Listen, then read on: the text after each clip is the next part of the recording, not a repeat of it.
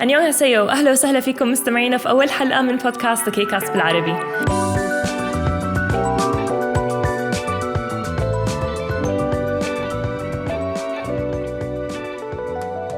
أنا نور، وبهذا البودكاست رح أحكي عن كل الكي دراماز اللي حضرتها وأعبر عن رأيي الصريح عنهم بشكل أسبوعي. وبكل حلقة رح أحاول أغطي معلومات عن الدراما نفسها، الممثلين والأوريجينال ساوند تراكس أو الأغاني اللي بهاي المسلسلات. هلأ رح أخبركم شوي عن نفسي. أنا نور مرقة وأنا من عشاق الكي دراماز. بلشت أحضر كي دراماز من سنة 2011، ومن وقتها صرت حاضرة أكتر من 50 مسلسل كوري. أول دراما كورية شدتني لعالم الكي دراماز كانت مسلسل Boys Over Flowers، أو المعروف بالعربي باسم فتيان قبل الزهور أو أيام الزهور. وعشان هيك اخترتها لتكون موضوع وعنوان حلقتنا اليوم. كتير من الناس اللي بعرفهم اللي بيحضروا كي دراماز كانت بدايتهم مثلي مع مسلسل أيام الزهور، وبتوقع إنه أغلب محبي الكي دراماز بيعرفوا هذا المسلسل أو على الأقل سامعين فيه. قصة الدراما هاي مقتبسة عن مانجا يابانية بنفس العنوان، وتم عرض هذا المسلسل لأول مرة سنة 2009، يعني عم نحكي قبل تقريبا 13 سنة. أنا بصراحة لحد اليوم مش مصدق إنه صار مرق هالقد وقت من وقت عرض المسلسل لأول مرة. وقد ما بحب هذا المسلسل لحد اليوم بحب أرجع أعيد بعض من الحلقات والمقاطع المفضلة عندي. هلا رح أكون صريحة معكم، أول ما بلشت أحضر مسلسل أيام الزهور كنت بلشت أحضره بس عشان كان مظهر الممثلين شوي غريب علي، إن كان لبسهم، شعرهم، حتى أسلوبهم بالتمثيل. بعدين حسيت إنه مع إنه في تشابه، في كمان فرق كتير كبير بين ثقافتنا في العالم العربي والثقافة الكورية، إن كانت عاداتهم، تقاليدهم، وحتى أسلوبهم في الحياة، منظورهم كمان للشخصيات اللي شديدة الفقر وشديدة الثراء. كمان كل هذه الأشياء اللي كنت شايفيتها بالمسلسل هذا حسيتها كتير كانت مبهرة لإلي، وعشان هيك لفت نظري هذا المسلسل. ومع إنه استغرابي من المسلسل هو اللي شد انتباهي لأني أحضره في البداية، القصة نفسها بالآخر هي اللي شدتني وخلتني أكمل المسلسل للآخر. وهلأ رح أحكي بمختصر مفيد عن نص الدراما بشكل عام. قصة الدراما هاي بتدور حول وريث لأكبر وأهم شركة في كوريا اسمه كو جون بيو. بيروح على مدرسة كتير برستيج في كوريا، وهو بيكون كمان قائد لمجموعة اسمهم مجموعة الF4 أو المعروفين كمان باسم الفلاور 4. هلأ هاي المجموعة مشهورة كتير في التنمر، وتنمرهم هاد بيؤدي لمحاولة انتحار أحد الطلاب في المدرسة. لما يقدم هذا الطالب على الانتحار بتكون بالصدفة مارقة بنت اسمها كيم جان دي وبتنقذه. كيم جان دي هي بنت فقيرة وجريئة بعض الشيء، وبسبب شجاعتها تنعطى منها عشان تقدر تجي على هاي المدرسة البرستيج. وهناك بالمدرسة بتلتقي جاندي بالF4 وقائدهم كو جون بيو يلي ببلش يتنمر عليها بسبب جرأتها وتحديها لإله.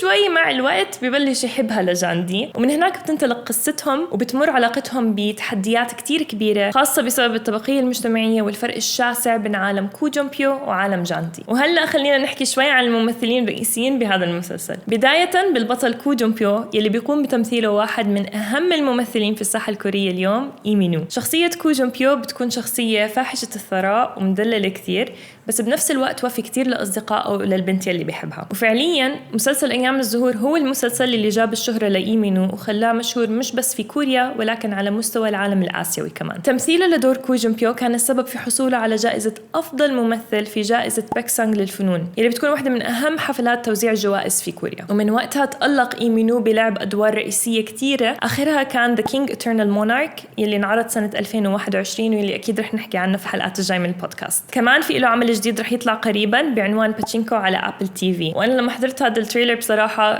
I was very impressed، لأني حسيت المسلسل مش تابع للتيبيكال كي دراماز اللي نحن متعودين عليها بشكل عام، وخارج عن الأشياء اللي نحن متعودين عليها كأعماله لإيمينو. طيب وهلأ رح أحكي شوي عن الممثلة كو هي سون يلي بتمثل دور الشخصية الرئيسة كيم جان دي. هلأ على عكس إيمينو، كو هي سون كانت already مشهورة بسبب أعمال سابقة إلها طلعت أولا في سنة 2006. من بعد مسلسل أيام الزهور مثلت الممثلة كو هي سون في عدة مسلسلات تانية، من ضمنها مسلسل بعنوان بلود يلي من خلاله تعرفت على جوزها السابق أن جي هيون. تمثيلها في دراما أيام الزهور كان السبب في حصولها على 5 جوائز في حفلة الباكسانغ أووردز، من ضمنها جائزة البست كابل أوورد يلي بتشاركها مع الممثل إيمينو. هلأ أنا بصراحة ما حضرت لها ولا أي مسلسل تاني غير أيام الزهور، وهي لها فترة كانت غايبة فيها عن الساحة الفنية، بس رجعت السنة الماضية بفيلم من إخراجها بعنوان دارك يلو. هلأ طبعا صعب كتير الواحد لما يحكي عن الكي دراماز والشخصيات الرئيسة إنه ما يحكي عن الشخصيات المساندة يلي بتلعب دور كتير كبير في أحداث المسلسلات. مجموعة شباب الF4 كان لهم دور كتير كبير في هذا المسلسل وفي مساندة شخصيات كيم جان دي وكو جون بيو. فمثلا في عنا شخصية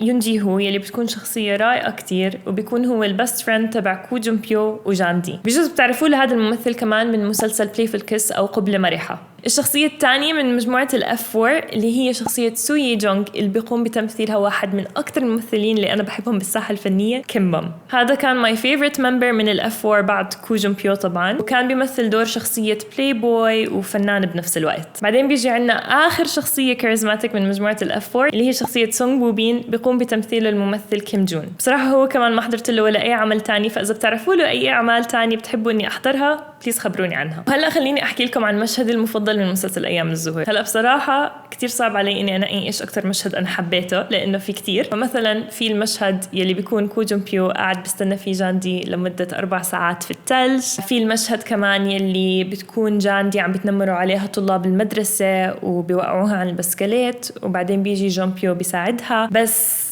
من بين كل هدول المشاهد في مشهد واحد بصراحة أنا كتير بحبه، اللي هو المشهد يلي جاندي بتنخطف فيه وبيجي جون بيو لينقذها من مجموعة شباب كانوا بدهم ينتقموا منه بسبب تنمرهم لهم في الماضي. هذا المشهد باختصار بيكون كو جون بيو قاعد بينضرب من مجموعة شباب، لما يجوا بدهم يخلصوا عليه تيجي جاندي بتنط لتحميه، بنكسر عليها كرسي وهي بتكون ماخذة الضربة القاضية بدل عن جون بيو. اللي بحبه بهذا المشهد إنه هذا أول مشهد بيبين مدى حب هدول الاثنين لبعض، لأنه up until this point بالمسلسل كانت جاندي مشاعرها شوي متأرجحة، مش متأكدة إذا هي كتير بتحبوا لجون بيو ولا لا، كانوا رايحين وجايين كتير بمشاعرهم. فحسيت هذا المشهد هو اللي بين فعليا قديه هم هدول الاثنين بيحبوا بعض. كمان هذا المشهد بصراحة بحسه كتير مؤثر، وأنا بطبعي بحب المشاهد المؤثرة بشكل عام، فعشان هيك نقيته ليكون مشهدي المفضل. مثل ما بتعرفوا الدراما الكورية كتير متعلقة كمان بالأغاني، وأغاني الكي دراماز هي كانت المفتاح اللي دخلني على عالم الكي بوب. بس ما رح نفوت بهذا الموضوع لأنه أنا حركز بهذا البودكاست عن الكي دراماز. هلا مع اني ما حبيت كل الاغاني والاو اس تيز او الاوريجينال ساوند تراكس بهذا المسلسل، في كم اغنيه لحد اليوم بحب اسمعهم وجد كانوا كتير حلوين. حتى بعض الاغاني غنوها نجوم كتير مشهورين وقتها من عالم الكي بوب زي مجموعه شايني واغنيتهم ستاند باي مي. وفي اغاني كمان بالمسلسل شارك فيها الممثلين نفسهم، من ضمنهم ايمينو يلي غنى اغنيه ماي ايفريثينج. هلا ومع انه هاي الاغاني حلوه، في اغنيتين بصراحه that stood out for me وانا كتير بحبهم لحد اليوم، اللي هي اغنيه Love You by Howl و Something Happened to My Heart by T-Max and A&T. أما بالنسبة لتقييمي الشخصي لهاي الدراما، بظن إنه واضح من كل اللي حكيته لحد الآن إنه أنا من معجبين مسلسل أيام الزهور. مثل ما ذكرت لحد اليوم بحب أعيد بعض المقاطع بدليل إنه هذا المسلسل فعلا حلو. هلأ عشان أكون صريحة، أنا عارفة إن المسلسل هذا كتير قديم والتمثيل فيه بصراحة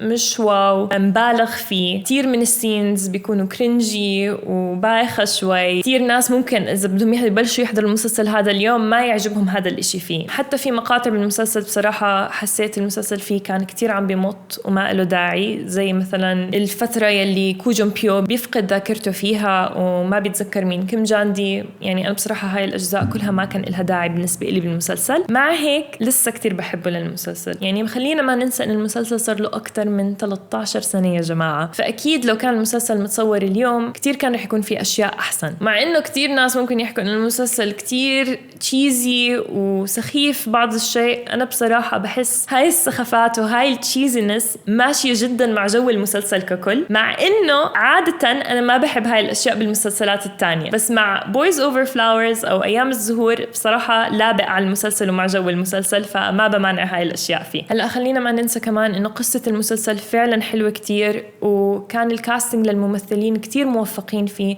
لأنه كل ممثل كان لابق له دور الشخصية اللي هو كان قاعد بيمثل فيها. بنهاية الموضوع هذا هو المسلسل اللي دخلني عالم الكي بوب والكي دراماز بشكل عام، فبيجوز أكون شوي منحازة بحبي لهذا المسلسل. وبنصح الناس اللي ما حضروا المسلسل إنهم يعطوه فرصة ويتابعوه، واللي بيحب مسلسل أيام الزهور قدي وصار اوريدي حاضر المسلسل، أنا بعرف إنه هو لسه موجود على نتفليكس فبتقدروا تتابعوه هناك. وهيك يا حلوين بنكون وصلنا لنهاية حلقتنا اليوم من ذا كي كاست بالعربي. بتمنى تكون عجبتكم الحلقة، وبحب أسمع رأيكم وتعليقاتكم عشان نقدر نحسن من حالنا ونقدم لكم محتوى أنتم بتحبوه بتستمتعوا فيه. فخبروني عن أي دراما كورية بتحبوا إني أحكي عنها في الحلقات الجاي من هذا البودكاست عن طريق الأكاونت تاعنا الموجود على جميع مواقع التواصل الاجتماعي The K-Cast Arabia. مستمعينا بتمنى لكم يوم سعيد من وين ما كنتوا عم تحضرونا، ونشوفكم الأسبوع الجاي بحلقة جديدة إن شاء الله. أنيون.